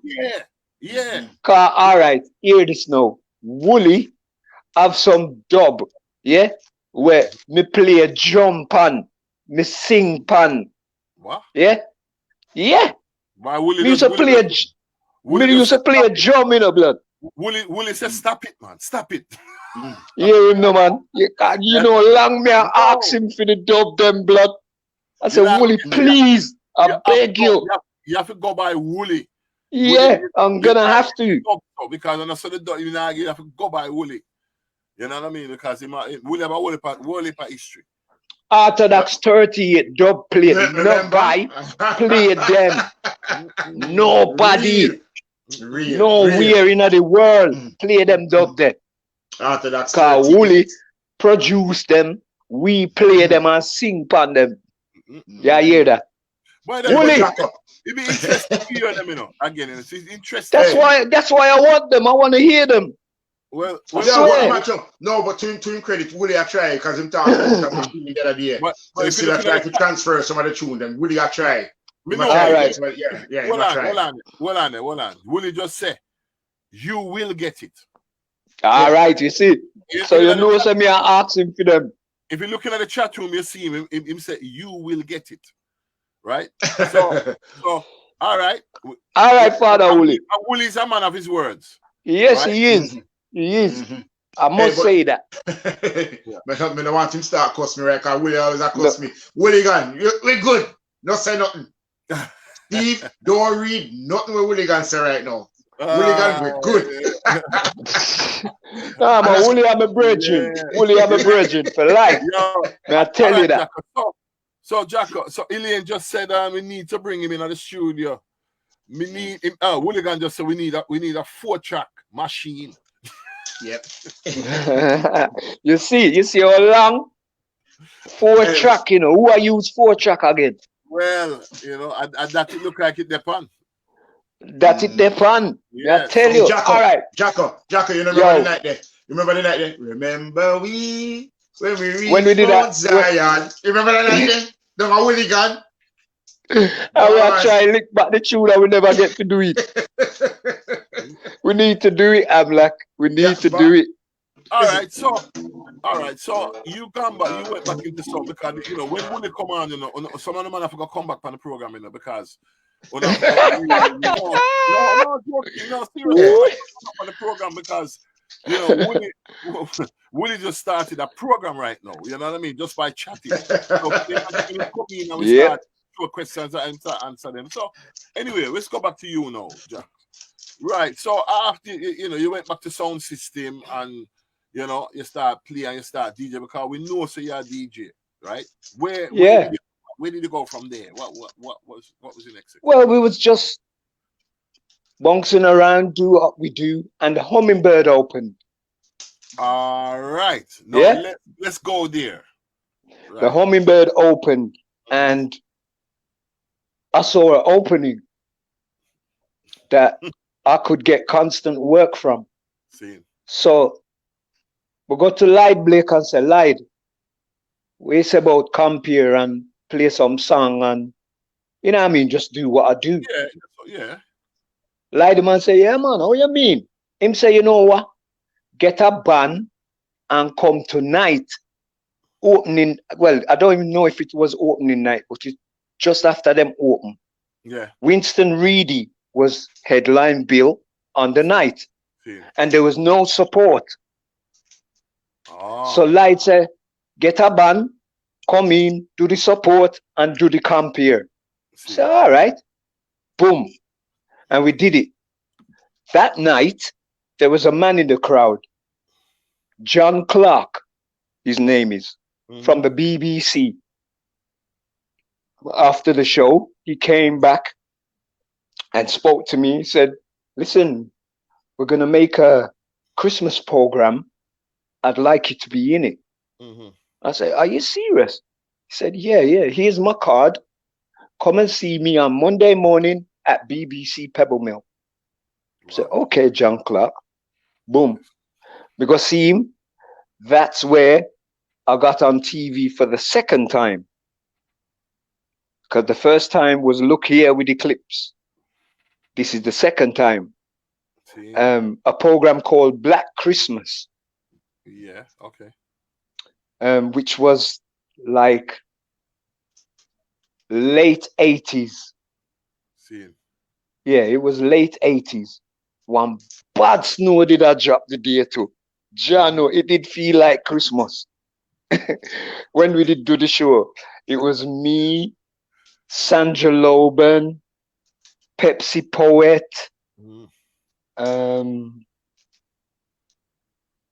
Rose, I do believe Rose was on it as well. Capri? Yeah, Rose was on it as well. And she did backing for us as well. On the same show, cause sang a tune called Dungeon. That time Dungeon and mash up the place. Well, you know, so Rose a good singer already too. Yeah. And they only wanted me to do one tune. So I said, okay, I'll do that. And they got a band together and we did it. And I'm eating food from that today. What? I swear, I'm eating food from that same show today. Nice. They've showed it somewhere in China, and PRS and MCPS and Boom Bam Bim and. We know you gear up that way and enough respect for the gear. Like a lot of people ain't, you know, but you gear up. We eat our food. And respect to John Clark, respect to the Hummingbird, because the Hummingbird build me as a compere. You know, I'm like a talk about compere. Yo, you're lucky me never come to US. Yeah, you too. Yo. The only time I got to go to US, and I have to say big respect again to Steel Pulse. Yeah, David Hines, Selwyn Brown, Grizzly. Jacko, you are the original. Listen, me remember. So those who don't know, we are talking about me and Jacko are banter now. We are banter, yeah. Jacko Melody. When I was with Pato Banton, Steve, you was there. Yes, when I was with Pato Banton, I remember being in Florida, right? Yeah, Key West. That's right. Just before Key West, the show before Key West. The whole of the shows, you know. The whole of the shows together. Right, so we were on tour together, right? And so we had a little van, right? Because we were supposed to get a tour bus. Remember, Steve? Yeah. Right? And we are saving up our money for that. And when we check our stock, our little RV we get with one right on the side. And we did come in our big tour bus. Right? So that time Steel Pulse have the bandsman tour bus, the crewman tour bus, and the RV. And so I remember we went on stage first. When we come off a stage, I can do big great Jacko Melody. Oh, you mean, Steel Pulse.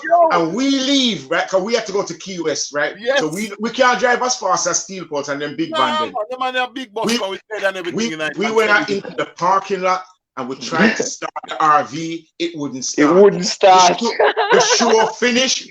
Steel Pulse fans them gone. Steel Pulse gone. Steel Pulse crew tour bus with Jacko Melody gone. Everybody gone. Left way.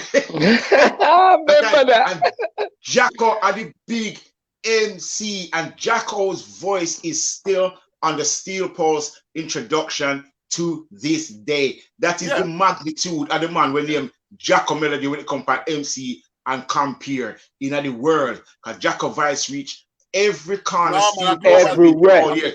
Jacko voice. Global thing. Yes. Global Jacko Melody, I salute you. Jacko voice. With the other Jamaica. even this year with the Jamaica here, Jacko, I say, what on? It's what I say. All right. Me not take it from myself. I mean, do my thing look different. Me have wardrobe. You have to add that. But yeah, you have to big up the general. You have to big up the general. Yeah, man. Steel Pulse, Steel Pulse is a big part of my life. To this day, rate Steel Pulse high. Okay. So before you go any further, I have to say, we have some, in the chat room. Wooly say, I'm in. So that means, you know what that means, innit? He might come on the program. He might come on. All right. Very soon, right? Good. Colin Peter saying, yes, I'm locked. Colin. And then DD, real general. Living history.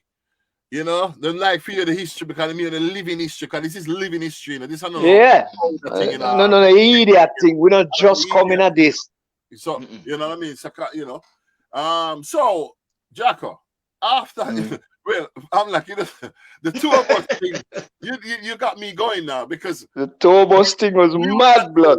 Yo, we found out that Jacko, when Jacko step out of the bus, it's like,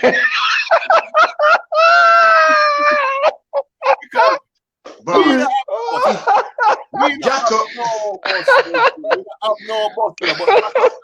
Jacko come America in style. You know what I mean? Jacko come God. You know what? We was like one big happy family. Bro. Yeah, we was. Jacko, you remember the bus that went, it's Priva tour bus now, but when you did that Eagle tour bus, 45-foot long Eagle tour bus, I got you there for Yeah, man. We did a festival with Steel Pulse in the Bearded Festival last year before last? And Clark used to play for Steel Pulse. Yeah, right? Clark Kent. That's right. Clark Kent, that. And he's with Bruce Springsteen now and all kind of big artists. As soon as Clark here, me say, yes, I saw Clark at the face. Me say, Jacko the boat. I'm going to call Jacko and Clark talk to Jacko immediately. Jacko has made an imprint. I'm going to talk to people now. You see a man like Jacko, and you see Bigger Morrison, the Steve, and you see we are around the cut and thing, and a lot of people don't really know what we have done and what the real legacy, the living legacy. That is the living legacy, right? These guys, right? I'm gonna look upon as a big old man to me, me a young boy. Right? Yeah. Have set a standard, right? Like that Jacko said.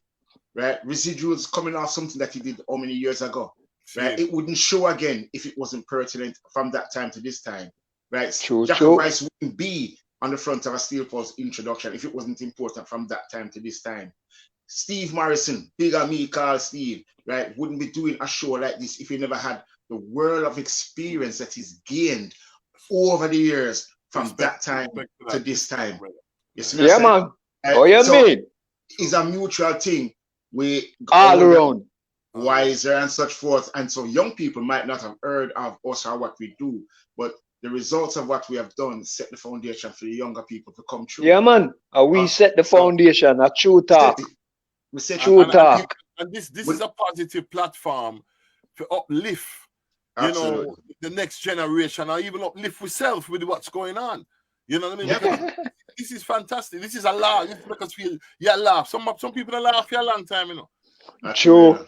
That's serious thing. You know what I mean? And with the writers now, and it's like, it's a blessing. to be here and have you guys on the program. Yeah, you know I can be glad to know, say, Jacko, I get royalty. Jacko, what date? Every month, what date? May I check you, Shut up. Shut up, I'm like, don't even try that, blood. Yo. Jacko, do better me, it look like. That's it, yeah. That's what I said. What date? What date? Low me no. Low me. You're betting no respect here, my brother. You know, because know what time he wants a little change, we know it's part to come. Yeah, man, come run in, man. Run in, all out no run in. Yeah, and you just run me out. You think me an idiot. Yeah, cause me and Steve have a little joke, you know. Cause one of the time me and Steve did bunk up. One of the two of them. Yeah, we did bunk up. I think it was Hawaii. Yeah, I was playing Hans and Steel Pulse at the time. Yeah, it was Hawaii.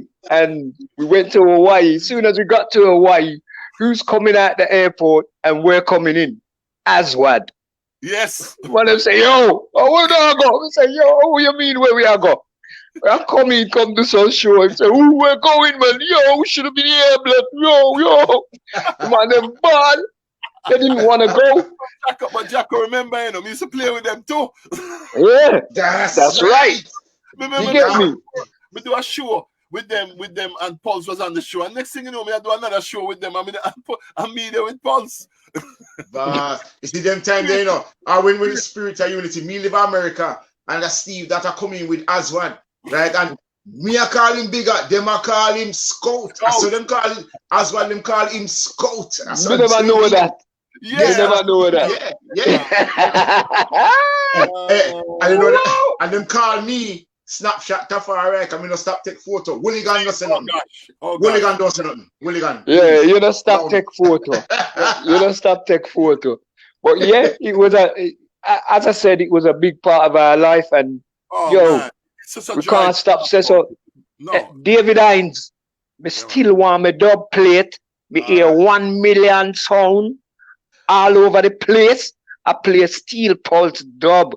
Me no have none. That no right. All right. David Hines, don't make a come a Martinique and look for you. Okay. All right, Jacko. So, right. Now, after that, we know you haven't even talked about the adverts yet. That's another subject. Adverts, again, changed my life. All right. My life is an advert, because that's all I do nowadays, more or less, is adverts. Far and wide, you name it, we've done it. See. America, Jamaica. All right. Me in my bed one night, asleep. I got my wife and asleep, and the phone ring. Let me pick up the phone. It's Sandra B. Sandra B said, Jacko, are you in Jamaica? Mr. Sandra B, what? How we are do? I'm a bed me in England me there. She said, no, I've just heard you on the TV, blood. All right. I said, so that don't mean say me there at Jamaica. Yeah. She said, yeah, I heard your Swift Cash advert playing on Jamaica TV. I thought you was in Jamaica. I said, Sajabi, little more. Later. And put on the phone. But yeah. You know what, Jacko? It's a privilege to have you on. Amlak, it's a privilege to have you on, because we got 5 minutes left. Wow. Okay. I'm trying to done already. Steve, them set back the clock 1 hour last week, 3 o'clock no set. We have an hour and 5 minutes, man. We have an hour and 5 minutes. It looks so. It looks so. No, the studio engineer them said no, it's set, Bridget. All right, we have to big up the studio engineer them, because them make me there so right now. But so Scientech Studio, I'm a sponsor. Big up Scientech Studio. On a thing set straight. You hear that? I have to agree with you, because me yesterday, and you even go to EE. You go to EE, and they couldn't do nothing. And them man, they sort it out. EE is the thing to bring. Yeah. We have nothing to do with this. Man. So you see anything wrong with my phone again, but just I come round a Simatic there. Yeah, man. You see me? Hey, Jacko. No, I'm going to fix your phone. All right. It's not that kind of fix. No, Digital fix. Before we sign out, right? I like to read some of the chats in some of the messages in the chat, you know. Colin Peters, King Steve. Oh, don't even go there. Robbie Levi, greetings. Robbie. Bless up, Robbie Levi. Nice vibes, Robbie. Remember me, I come for your brethren. Can you ever come here? No, hooligans, be there or be square. Jacko first created those lines. Yo. Remember that. And you get right. Some guy don't know. Some guys don't know. You need to clear the royalties of that, mate. Be there or be square. Yeah. And you create the line, innit? Yeah, right. my slogan that. Faker Morrison, greetings, Amlak and Jacko. Mr. Jacko no fear. Because from early we used to go to school. Up, man. All right. We used to go to school. You get me? Big up, faith. Sister big every up time, Sister Fear. You know what I mean? All right. And then you have Ilian Smiler. Well said, Amlak. Right? Some of the things we say. Respect. We're better David Skins a real talk. Real talk him say. Real talk. 2020. 2020. Yeah, man. And then you have Hooligan as a me too. Must be one of the conversations that we had. Colin Peters again. My man, 50 grand, Steve. Hey, Jacko. Hey. You know when I come for you, we check Steve, yeah? Yeah, because to tell you, we don't know about Jacko living now, because see Jacko get the money, they move. Yeah, this man, you know, man. Oh, gosh. Oh, don't even go there, Steve. Yo, remember, you know. Remember, you know. Are you we call millionaire, you know? Don't go there, please. Don't. Are you we call me? Anytime I call you, when me say to you first, Wagwa millionaire, beg you alone, no. I lie. Me not get that this way. Me not get because Jacko, me not tell you how much you give me last week. You tied me over, you know. Steve, have it, you know. Yeah. All right. Skin said, Jacko, talk about Studio 2. Oh yes, Studio 2 with Zaro and Lighty. Oh shit. Yeah, we had a great time there as well. I tell you what, Jacko, next week you have to come back on. Okay. I feel so, you know, there's a reason why I said we don't touch some of the things them. Yeah, exactly, and there's other people to be on that you really need to be on with as well. Probably you as well. Okay. Depends on your schedule. Yeah, man, bring back me an Amlak. Oh, yeah, man. So the man have him hot and all kind of something going on. What's him, brother? That's why I'm residuals, Rasta, residuals. Can you Thank you. Thank you, Jacko Melody. You know, Scientech Studio for the sponsors and big up Scientech. All you wonderful viewers out there for taking part in this wonderful platform. As I said, we have to give thanks to the Almighty for life. For taking us, bringing us here and bringing us there and being with us throughout this time. And all I like to say is, look, do not worry. When you can pray, right? Put your trust in the Most High. That's the most important. Boom, yeah? boom. Come in, Jacko. Come in, Jacko. Wadada ding. Yo. Wadada ding. Jacko Melody, I'm lock again. Wadada ding. Yeah. Da ding. Jacko Melody, I'm lock again. BTBS make we know say your friend. Hey, peace, man. Well, all right. Turn up, man. Turn up. JBS, Bobby Levi says, JBS. I'm like, boom.